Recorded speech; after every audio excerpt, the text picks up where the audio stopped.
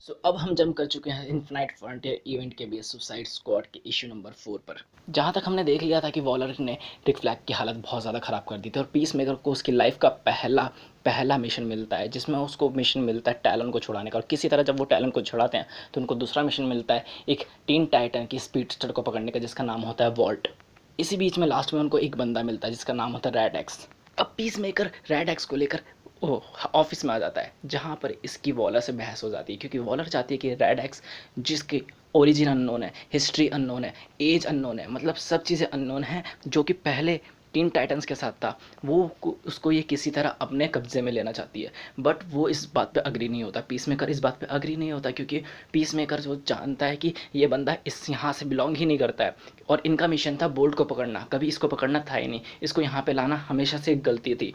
और ये मॉर्ग को ब्लॉक करता है, सुसाइड स्क्वाड को नहीं। बट वो बोलती है कि ये बैटमैन लेवल का बंदा है और तुम क्या सोचते हो, इस पर हमको कोई फ़र्क नहीं पड़ता। बट जैसे ये डिसआर्ग्यू करने की कोशिश करता है, तभी वो उसको वही शॉक दे देती है, बहुत तगड़ा वाला, जो उसकी पूरी बॉडी के थ्रू जाता है और वो वहीं पे ढेर हो जाता है। और वो बोलती है अगर जब मिशन होगा तो तुम मिशन के चार्ज होगे, और अगर तुम जब यहाँ पे होगे तुम एक और इंटीमेट से ज़्यादा मेरे लिए कुछ नहीं हो, तुम समझे, तुम हमेशा से सही थे। Red X is a fox in this house but no body of success में। और हम देखते हैं कि रैडेक्स को इसने लिटरली डजन्स ऑफ चेन्स में बांध के रखा है, जिसके फेस से अभी भी वॉलर ने मार्क्स नहीं हटाया होता है, बिकॉज उसका एक कुछ रीज़न होता है। अब टैलोन और क्लेब्रा बातें करते करते जो पीस मेकर्स का सेल होता है वहाँ पर जाते हैं, और पीस मेकर वहाँ पे जो गार्ड्स होते हैं उनकी जुबारा केसरी करके उनको पंचेस मार कर बेहोश करके बोलता है उन दोनों को, तुम दोनों अभी के अभी लॉन्ड्री रूम में आओ। फिर इधर वॉलर रेडेक्स के पास जाती है और उससे बोलती है तुमने अच्छा खौफ बना रखा है, पर चिंता मत करो, कुछ ही देर में तुम्हारा मार्क्स ये सब उतर जाएगा और तुम अपने घुटनों पे आ जाओगे। तो वो बोलता है ऐसा लगता है तुमने ये सारी चीज़ें प्रैक्टिस करी हुई हैं। तो यहाँ पर वो उसको बहुत तगड़ा वाला शॉक देती है, इलेक्ट्रिक शॉक, जो चेन्स के थ्रू उसकी बॉडीज़ में जाता है। और यहाँ पर जो लॉन्ड्री रूम होता है वहाँ पर पीस मेकर सबको बुला लेता है और वहाँ पर बोलता है कि हमारे पास एक प्रॉब्लम है, प्रॉब्लम वॉलर है। मुझे यहाँ तक जो चीज़ें थी वो सही लग रही थी कि हम मिशन पे जा रहे थे, हम पीस लाने का काम कर रहे थे, बट हमारा last mission of the track हो गया जब वॉलर ने हमारे प्राइस पे से नज़र हटा के दूसरी जगह डाली। वो मुझे बहुत ज़्यादा खटक रही है बात। तो वो बोलता है पॉइंट पे आओ पीस मेकर, सुपर बॉय बोलता है। तो वो बोलता है कि putting us in a wrong field is a very high risk.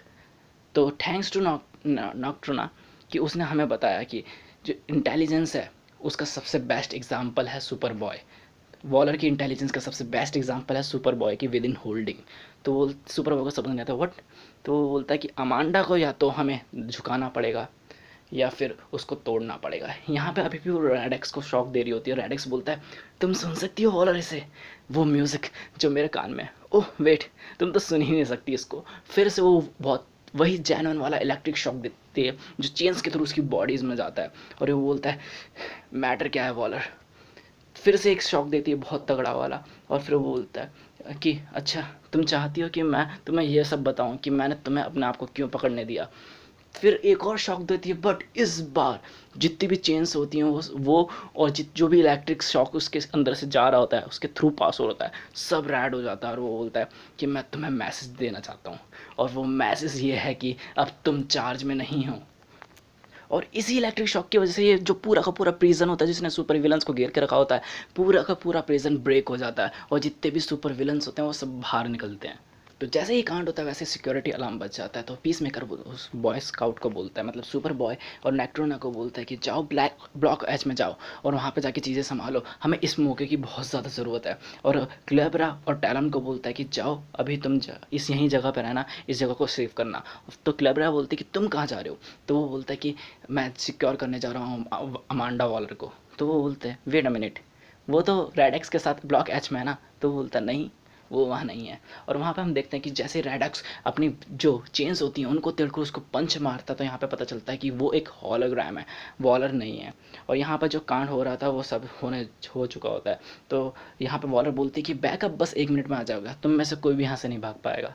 तो फिर वो बोलता है कि मैं भागने के लिए नहीं छूटा हूँ, मैं तो तुमसे बात करने के लिए छूटा हूँ, वो भी फेस टू फेस। एक बंदे को पंच मारता है, तभी सुपर बॉय आके बोलता है कि ये सब मुझ पर ट्राई करो एक्स। तो यहाँ पर है ना नेक्ट्रोना होती है जो सब सारे बंदों का माइंड कंट्रोल करके उनको सुला देती है। बट यहाँ पे जो सुपर बॉय आता है और वो इन इससे मिस्टर एक्स से, मतलब रेड एक्स से लड़ने लग जाता है। और वो बोलता है कि तुम चाहते क्या हो एक्स? तो वो बोलता है कि मैं चाहता हूँ कि तुम सब फ्री हो जाओ, स्पेशली यू। और नॉकटर्न ने शायद तुम्हें नहीं बताया कि तुम्हारे अंदर कुछ ज़रूर कुछ बहुत बुरा है, और जो बुरी चीज़ें हैं वो एंड होती हैं वॉलर पे। तो वो बोलता है तुम कहना क्या चाहते हो?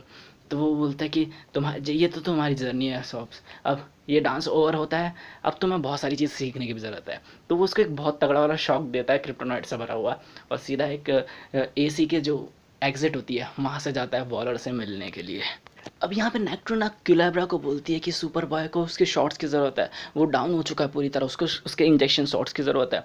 और जो वो है रेड एक्स है, वो वैंड्स में है। तो यहाँ पर वैंड्स का नाम सुनते ही जो हमारा टैलन होता है वो सीधा वैंड्स में चले जाता है, और वहाँ पर जैसे वैंड्स में जाते हुए बोलता है हु, तभी एक किक पड़ती है और वो बोलता है अच्छा, मुझे तो मिस्टर टैलॉन, मुझे आपका एक बहुत प्यारा सा सीक्रेट पता है, और आपको कब तक लगता है कि वॉलर को ये सीक्रेट नहीं पता रहेगा? तो फिर वो पहला शब्द बोलता है अपनी लाइफ का, who the hell are you child? तो वो बोलता है एक फ्रेंड जिसको अभी जाने की ज़रूरत है, और उसको किक मारता है और सीधा नीचे फेंक देता है। और वो बोलता है, नीचे उतरते बोलता है, ओ क्यूलैब्रा आप भी यहाँ पे?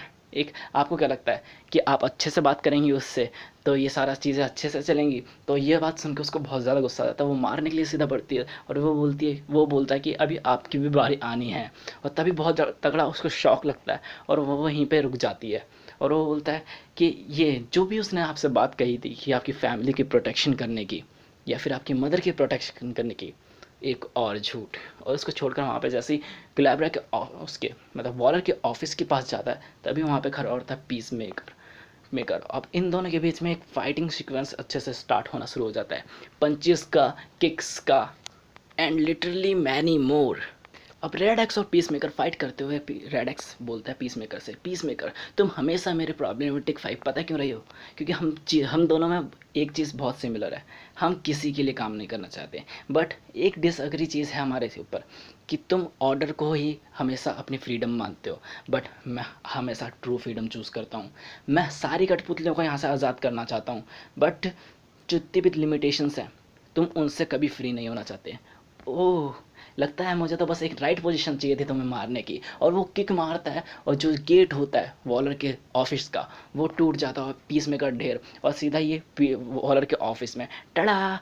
तो वॉलर बोलती है कि ये पूरा ऑफिस वायर्ड है बॉम्ब से। तो वो बोलता है कि डोंट वरी, मैं उनमें से एक का काम ऑलरेडी कर चुका हूँ। और तभी बहुत तगड़ा ब्लास्ट होता है, और नीचे प्लेन होता है, और ये सीधा प्लेन पे जाके कूद जाता है। और वो बोलता है thanks for the sleeper over वॉलर, होप कि मैंने तुम्हारे बहुत सारे टॉयज़ नहीं तोड़े होंगे, और हाँ जितने भी टॉयज़ हैं उनमें तुम्हें बिल्कुल भी फ़िक्र करने की ज़रूरत नहीं है, क्योंकि जितनी भी प्रॉब्लम है अब वो सिर्फ एक है। और वो प्रॉब्लम ये होती है कि रिक फ्लैग का जो केस है यानी केज है वो खुला है, यानी अगली प्रॉब्लम भाई रिक फ्लैग होगी।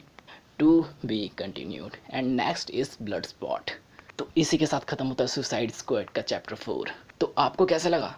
मैं बताऊं तो लिटरली बहुत जेन्युइनली अंदर से मुझे फीलिंग आ रही है कि ये बंदा जो रेड एक्स है वो और कोई नहीं, ये टिम ड्रेक हो सकता है। क्योंकि जितने भी जेन्युइनली तरीके से हुआ, जैसे कि स्टार्टिंग में हमें जो हिंट दी थी कि ये जो बैटमैन है वो हो सकता है, मतलब बैटमैन जितना तगड़ा बंदा, और ऐसा बंदा जिसने पीस मेकर और टैलेंट जैसे बंदे को धूल चटा दी, और इतना इतना मतलब दिमाग लगाया कि वॉलर से भाग के आया, टीन टाइटन्स से लड़ा, और जो सुसाइड स्क्वाड से बच के निकल गया। लिटरली ऐसा कोई नॉर्मल विलन नहीं कर सकता जब तक कि उसको बैटमैन ने ट्रेन ना कराओ। और अगर इन केस आपको नहीं पता टिम ड्रेक कौन है, तो टिम ड्रेक तीसरा रॉबिन है। So this was the comic teller, जहाँ पे मैं आपको एक्सप्लेन करता हूँ आपकी सारी favourite comics line by line and expression by expression. And for the more comics check out the channel and stay tuned with us. और यहाँ तक कि वीडियो अच्छी लगी हो तो अभी लाइक करो यार, और अगर नए हो तो अभी सब्सक्राइब कर लो, क्योंकि सारी जेन्युइन चीज़ें आपको यहीं पे सबसे पहले मिलेंगी। और बेल आइकन भी दबा लेना, ताकि कि सारी चीज़ों की नोटिफिकेशन आप पे टाइम टू टाइम पहुंचती रहे। अपने कमेंट में यार अपने विचार लिखो इसके बारे में, लिटरली मेरे लिए तो ऑसम लग रही है। और इन द एंड जाते जाते शेयर करना बिल्कुल मत भूलना, क्योंकि जितने ज़्यादा लोग होंगे उतना ज़्यादा मज़ा आएगा। सो बाय।